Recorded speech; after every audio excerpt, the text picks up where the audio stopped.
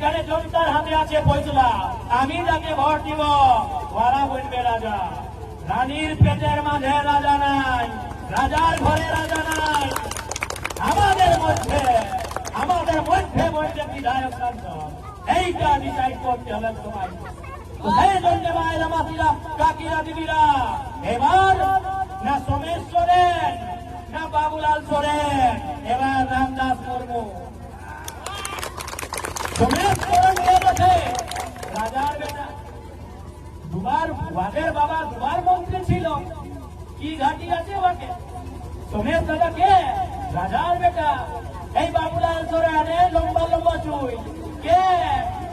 এই আমাদের বাবুলাল দাদা কে গো? চম্পই চাচার বেটা। চম্পই চাচা মানে পূর্ব মুখ্যমন্ত্রী, মন্ত্রী। এই বাবা রাজার বেটা, সেই রকম যদি রাজার বেটা রাজা বলবে, এই আমাদের ছেলার ভবিষ্যৎ চিন্তা কেনে করবে? কেনে ওদের কি দরকার আছে? ওদের সঙ্গে সরকার আছে, কি দরকার আছে? আমাদের চিন্তা করবে। আমরা নতুন ছেলা, আমরা নতুন কি দল, আমরা নতুন মানুষ, আমরা এনার্জেটিক, একদম এনার্জেটিক নতুন ছেলা, এই মেহনত এই দমখম নিয়ে জনতার সেবা করতে পারবে।